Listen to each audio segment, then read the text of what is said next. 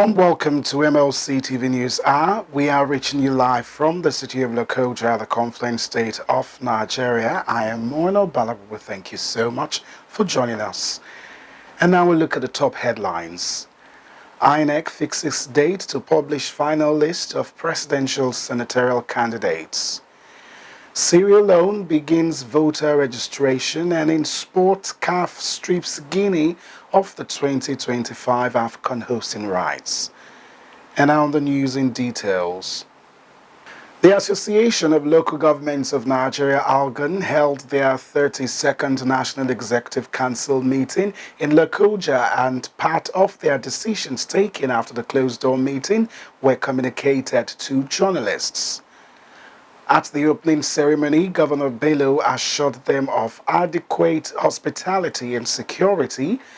Governor Bello, represented by the Commissioner for Information and Communications, Kingsley Fanwo, told them of efforts the administration has put to fix and make Kogi State the best in all ramifications.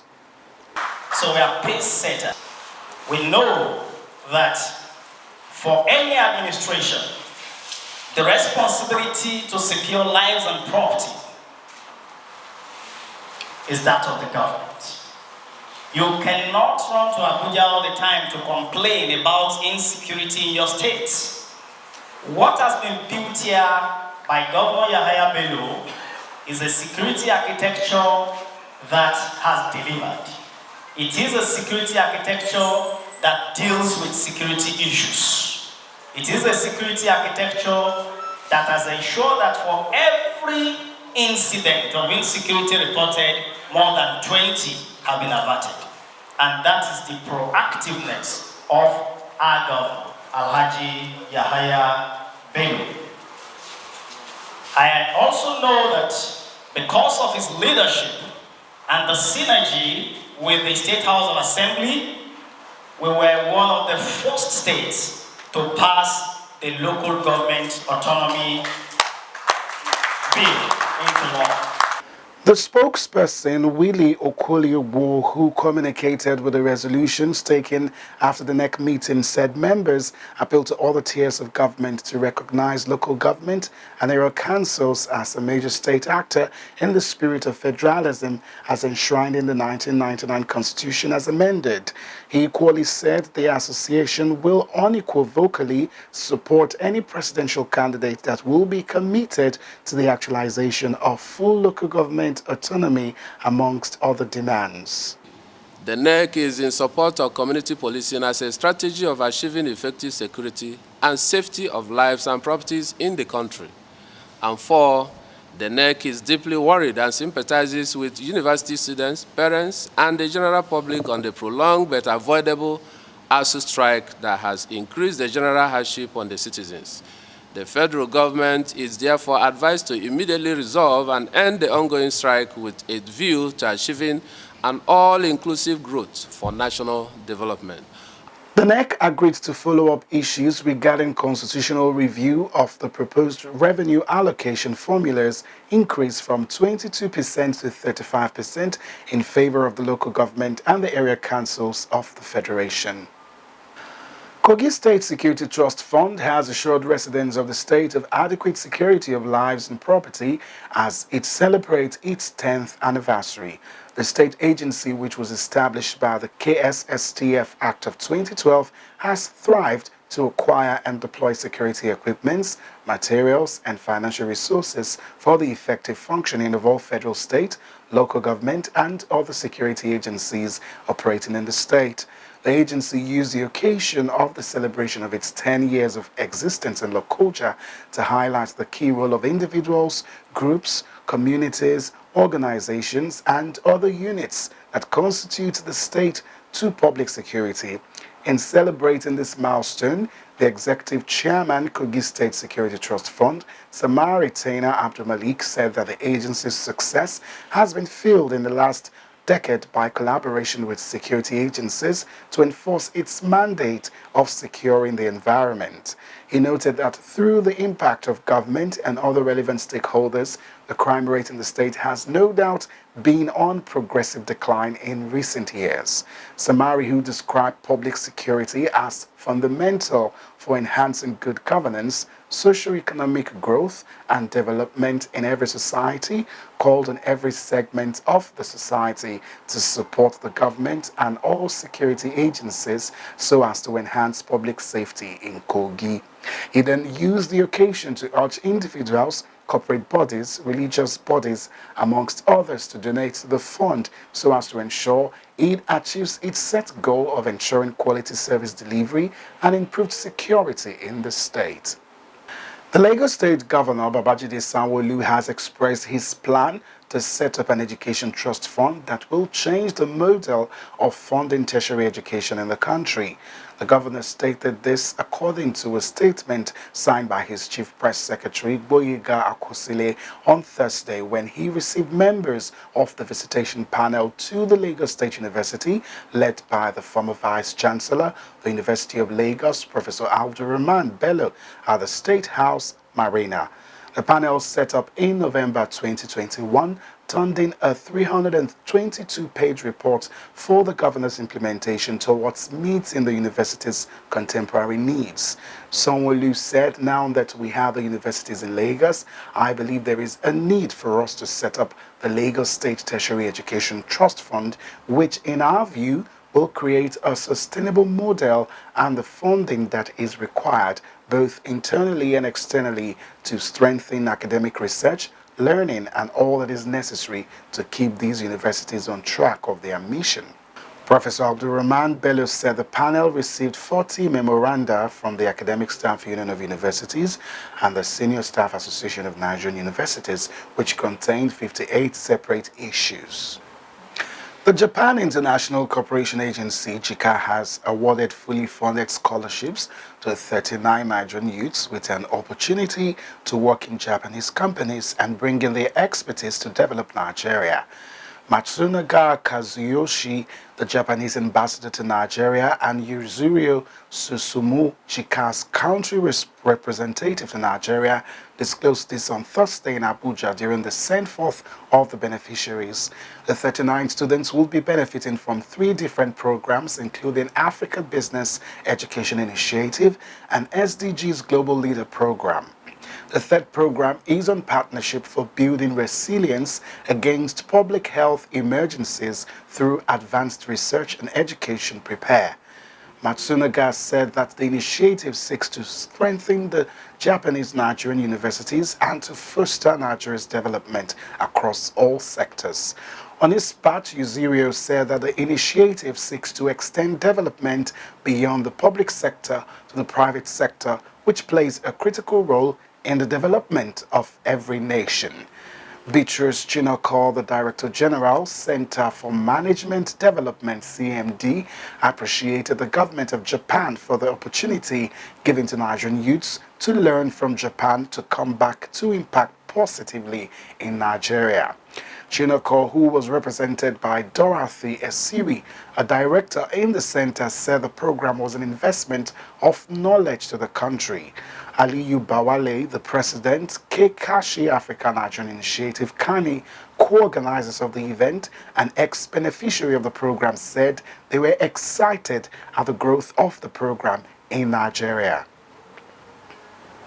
And in politics, the People's Democratic Party, Osun State Chapter, has suspended a governorship candidate of the party, Dotun Babayemi. Babayemi was suspended in his ward, Otun Balogun Ward 2, Ayedade Local Government, Ogun. Babayemi is currently seeking justice as regards the controversy surrounding who the authentic gubernatorial candidate of the party is in the state. He emerged as the candidate for a parallel governorship primary of PDP, while the Independent National Electoral Commission, INEC, identified Senator Ademola Adeleke, who emerged as governor-elect as candidate of the party. Babayemi was, however, expelled from the PDP over alleged anti-party activities. The ward executive members of Otun Balogun Sect 2 made the pronouncement during a press briefing at the state party secretariat in Osogbo on Friday. Reading the address on behalf of the ward exco, The Secretary of the Ward, Ogunleye Bukayo, said the factional governorship candidate was expelled as a result of a petition filed against him by some party members. He said the Ward Executive Committee of the party at its meeting of 20th July 2022 received the report of the disciplinary committee and after careful and extensive deliberations ratified the report of the disciplinary committee.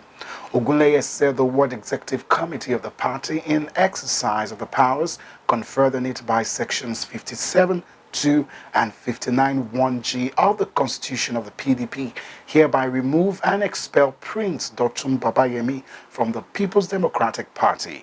He therefore ceases to be a member of the PDP henceforth. The presidential candidate of the People's Democratic Party, Atiku Abubakar, has sought friendly ties with European Union delegation in Nigeria. Atiku solicited support towards political bilateral relations in the build-up to the 2023 general elections, with focus on the next phase for Nigeria and the success of the elections. The former vice president made the declaration while speaking to journalists at the EU complex in Abuja after a closed-door meeting with the EU delegation on Thursday. He stressed that not only was unity in Nigeria critical, but the partnership with the EU was necessary for the country to reach its potential. On her part, the head of the EU ambassadors to Nigeria, Samuela Isiope, said the meeting was a routine dialogue with political players in Nigeria. According to her, Nigeria's democracy is the largest in Africa and one of the largest in the world. So what happens in Nigeria is important not only for Nigerians. She further stated that the delegation was hopeful to hosting other presidential candidates to meet with the group of the European Union ambassadors.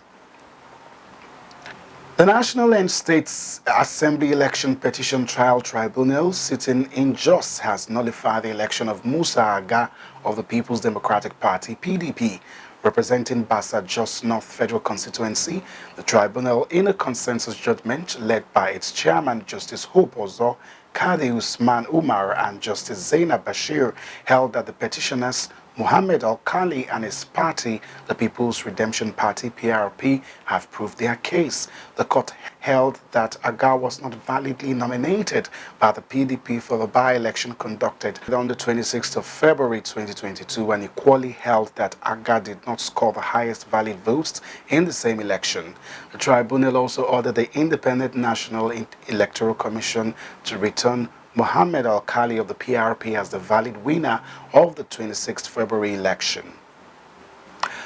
We'll go on a short break. We'll be right back. Please do stay with us. Get human interest stories right here on MLC TV with entertainment, sports, business, culture, tourism, and fashion news stories all featured on MLC TV. Not forgetting political and current affairs news, state and federal government and people's matters will be discussed regularly on MLC TV. MLC TV, your one-stop online destination for unbiased, accurate news, entrepreneur ideas, and youth matters to the rest of the world. MLC TV, reaching everywhere, informing everyone. Glad to have you back with us. Justice Peter Malong of the Federal High Court Lokoja on Friday dismissed a suit challenging the nomination of an Abuja-based lawyer, Barrister Natasha Akpoti-Uduaghan, as the senatorial candidate of the People's Democratic Party, PDP, for Kogi Central. The judge held that the legal action instituted by another contestant, Adamu Atta, was grossly incompetent and incurably defective and thereby robbed the court's jurisdiction to entertain it. Atta had, in his originating summons, alleged that Akpoti-Uduaghan did not win the primary election of the PDP for Kogi Central Senatorial District for the 2023 general elections, and therefore her nomination should be nullified. He claimed, among others, that the May 25th primary election, which produced Akpoti-Uduaghan, was flawed and not validly conducted as required by the law. The plaintiff asked the court to void and set aside the primary election as well as the eventual nomination of the defendant. However, Akpoti-Uduaghan, through her counsel, John Usman San, vehemently objected to hearing of the suit on the ground that the originating summon was not endorsed as required by the law. The senior, in his preliminary objection against the legal action, relied on Section 97 of the Sheriff and Civil Process Act to establish that the originating summons was incurably defective and incompetent, having not been endorsed in line with the provisions of the law. Besides the incompetence of the originating summons, Akpotu Dragon had in her counter affidavit averred that the primary election conducted on the 25th May 2022 was monitored by the National Independent Commission, INEC, and she validly won, attaching the results, delegates list, and the INEC report. In his judgment, Justice Malong agreed with Usman San that the suit was improperly commenced and that the court lacked jurisdiction to hear it and subsequently dismissed it in its entirety. The Independent National Electoral Commission INEC has disclosed that the final list of candidates for Presidential, Senate, House of Representatives, and governorship candidates alongside state houses of assembly will be published on the 20th and 4th of October, respectively, ahead of the 2023 poll. The INEC chairman, Mahmood Yakubu, said this in Abuja during the week at the expert meeting on conducting Nigeria's 2023 general elections in volatile security environment. The event was organized by the Center for Democracy and Development, CDD, in conjunction with INEC. Yakubu said that the publication of the final list was in line with Section 32(1) of the Electoral Act 2022 and the timetable and schedule of activities released by the Commission. Campaigning public by political parties will officially commence on September 28 as provided by Section 94(1) of the Electoral Act 2022.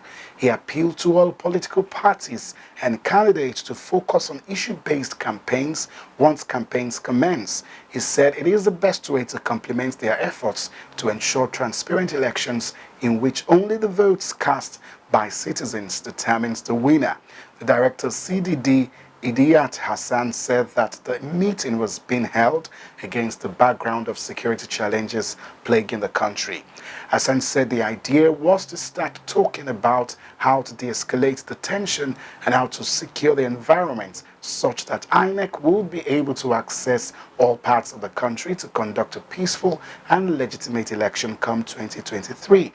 Chris Precroft, the Development Director of Foreign Commonwealth and Development Office, FCDO, said that the office was delighted to partnering with CDD and providing funding for the event and related activity to promote peaceful and secure elections in 2023. According to Pycroft, this is a top priority for the UK and Nigeria over the coming 6 months and one of the multiple initiatives in partnership with Nigerian and international stakeholders. Pycroft said there was more at stake in terms of the unity and peaceful coexistence of Nigeria's diverse religions, ethnic and cultural communities. He said with several security challenges, there was a need to seek ways to curb them before the election. And now on crime, Justice Christy Dabop of Plateau State High Court sitting in Jos has discharged and acquitted a former governor of the state, Jonah Jang, over the 6.3 billion naira corruption charges filed against him by the Economic and Financial Crimes Commission. The anti-graft agency first arraigned Jang, who was governor between 2007 and 2015, alongside a former cashier in the office of the secretary to the Plateau State government, Yusuf Pam, in March 2018. They were first arraigned before Justice Daniel Longi on 17 count of alleged misappropriation of 6.3 billion naira belonging to the state government. After hearing the matter for about 2 years, Justice Longi retired in 2019, stalling further hearing on the case. The case started afresh in 2020 after the state chief judge assigned it to a new judge, Justice Dabop. Since then, the case had continued until the last hearing dated 14th July 2022, during which the prosecution counsel led Rotimi Jacob San and the defense counsel led Mike Ozekome San adopted their final written addresses. At the ruling on Friday, Justice Dabop also discharged and acquitted a former cashier in the office of the secretary to the Plateau State government, Yusuf Pam, who was accused alongside the former governor. Officials of the Nigerian Navy Forward Operating Base Ibaka in Mbo local government area of Akwa Ibom State have arrested 3 suspects and seized a wooden boat containing about 4,750 liters of oil expected to be premium motor spirit. The base operating officer, Lieutenant Daniel Onyemeze, who disclosed this on Thursday at Ibaka while handing over the suspect to officials of the Nigerian Security and Civil Defense Corps, said the suspects were arrested on Monday along Afiat waterways during a routine check by the officials. He explained that the products seized were concealed in 19 drums, adding that each drum contained 250 liters of PMS. Oyemeze warned perpetrators of illegal bunkering, oil theft, and criminal activities to desist from these nefarious activities or risk being arrested. Receiving the suspects and exhibits, the superintendent of the NSCDC, Candidi Odo, commended the efforts of the Navy in reducing illegality to the barest minimum at the waterways. From our foreign desk, Sierra Leone's electoral body is set to begin a new voter registration exercise this weekend where all eligible voters are required to register again. People are required to produce their national identity cards to register as voters. Phase 1 of the exercise runs up to 17 September, with the second phase expected to begin on 20th September to the 4th of October. The Electoral Commission of Sierra Leone wrote on Twitter. Over 3,500 centers have been mapped for the exercise across the country.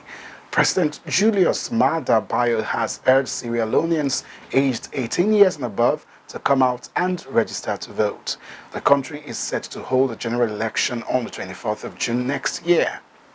Argentina's vice president has narrowly avoided assassination after a gunman's weapon jammed as he aimed at her. Cristina Fernandez de Kirchner was greeting supporters outside her home when a man emerged from the crowd and pointed a handgun in her face. President Alberto Fernandez said the gun was loaded with 5 bullets but failed to fire when triggered. Fernandez de Kirchner is involved in a corruption trial and was returning from the court, though she denies the charges. Police said that the gunman, who local media identified as a 35-year-old Brazilian man, has been taken into custody. They are attempting to establish a motive for the attack.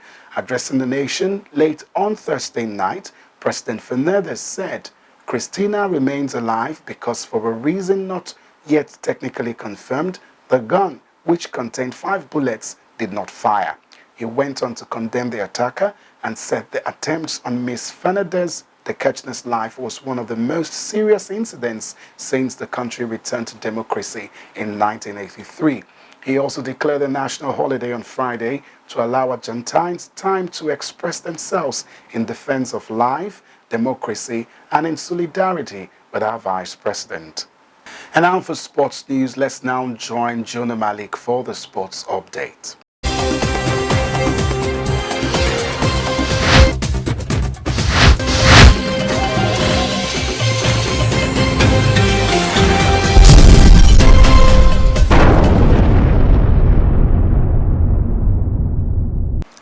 And on sports updates, the Confederation of African Football announced the removal of the 2025 African Cup of Nations hosting right from Guinea on Thursday. CAF noted that Guinea would not be ready to handle the hosting tournament by the time frame slated for the tournament, which is expected to fall in the summer of 2025. The president of the Nigerian Football Federation, Amaju Pinnick, had a few weeks ago said that CAF was likely to strip Guinea of the hosting right of the biennial African football showpiece, but CAF had then refuted reports that the tournament would be taken away from Guinea. Amaju Pinnick also revealed that Nigeria is working on a bid with Benin to host the tournament. Since the inception of AFCON, Nigeria have hosted on 2 occasions. However, CAF has not made any official statement on any potential replacement as host for the continental tournament. Still on sports, Serena and Venus Williams' glittering Grand Slam double career was brought to an abrupt end at the US Open on Thursday as the reunited sisters crashed out in the first round against Zechdo, Lucy Hendricka, and Linda Noskova. The Williams sisters, in what was almost certainly their final outing together as a Grand Slam double dose slumped to a 7-6, 6-5, 6-4 loss at the Arthur Ashe Stadium. The American pair winners of 14 Grand Slam crowns and 3 Olympic gold medals had not played together in a double tournament since 2018. And that's sports update on MLC TV News Hour. I am Malik Jonah reporting. Back to our caster for more stories.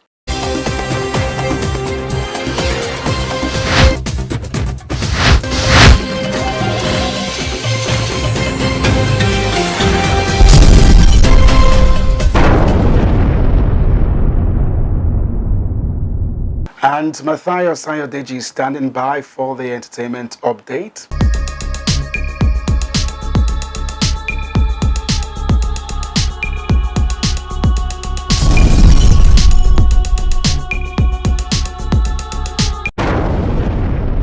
On our entertainment news, Nigeria Afrobeat sensation Asake has revealed the tracklist for his upcoming debut album, Mr. Money with the Vibe.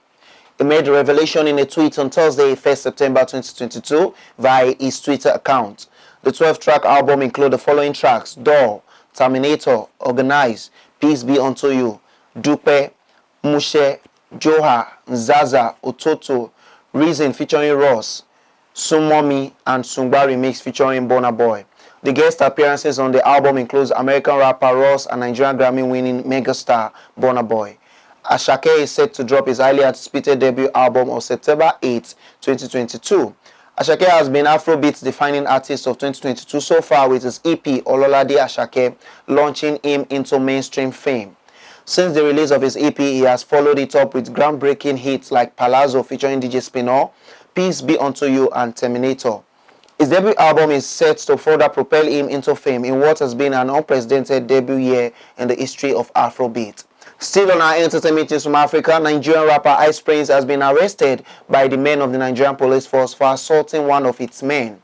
According to a statement released by the spokesperson of the Lagos State Police Command, Benjamin Hundeyin, the music star abducted and threatened to throw an officer into the river after he was stopped for driving without a license. The police spokesperson also revealed a photo of the music star.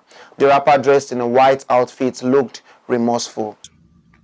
Ramsey Noah has unveiled a first-look teaser for the Place Network Studios and Ramsey's Films biopic of 90s robbery kingpin Shina Rambo. The new teaser features Shina Rambo turned evangelist, details making a pact with the devil and one of his deadliest robberies on the 3rd Mainland Bridge. Play Network boss Charles Okpaleke first announced the biopic in 2021 via an Instagram post confirming the acquisition of the intellectual property rights following a long conversation with the former bandit. While production details are yet to be confirmed, the teaser confirms that Noah will direct, with Chris Ode to be the producer. Still on our entertainment news, Timaya's manager and childhood friend, Prince Oluzo, has died from gunshot injuries after he was shot outside a gas station in Atlanta. Prince Oluzo, who was 38 years old, stopped at the BP along 14th Street, NW at Atlantic Drive near Georgia Tech around 9 p.m. on Wednesday, 31st August. While waiting in line in the store for about a couple of minutes, he noticed some individuals trying to get into his car. He ran outside in pursuit of them. As he approached them, one of the suspects opened fire, shooting him. Oluzo was rushed to the hospital but died from his injuries. The suspects are still at large. Police say there were 2 to 3 suspects last seen living in a grey or silver 4-door sedan heading west on 14th Street, NW. May his soul rest in perfect peace. And that is all on entertainment news today. My name is Matthias Ayodeji Peter, reporting for MLC TV. Back to our caster for more stories.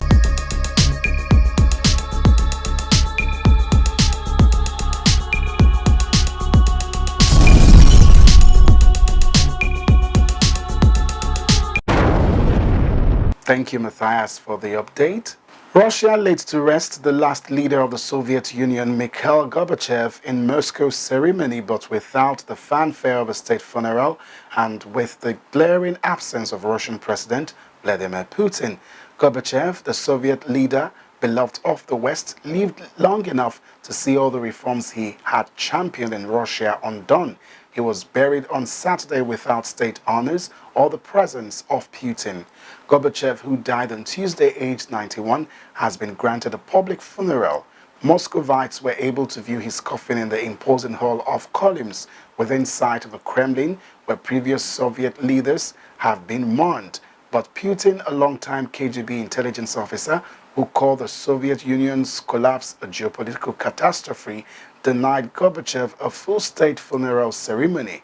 Putin also said he was too busy to attend. In power between 1985 and 1991, Gorbachev sought to transform Soviet Union with democratic reforms. In Russia, many blame him for letting go of the Soviet Empire and with it the country's position as a global power. And that is the size of our package today. Thank you for joining us. Do join us next week at the same hour to watch our news as we give you updates on happenings within and across the globe. Don't forget to follow us and subscribe to our YouTube channel, Malachite TV. Like and follow our Facebook page, MLC TV, Instagram handle, MLC TV 2021, Twitter handle at MLC TV 1. For your event coverage information, contribution, advert and sponsorship, please call any of our numbers displayed on your screen. Join us Friday and Saturday to watch our special programs. It's Malachite TV, reaching everywhere, informing everyone. I am Mono Balagbogo. Please continue to be your brother's keeper to build a united and peaceful society together. Have a beautiful weekend.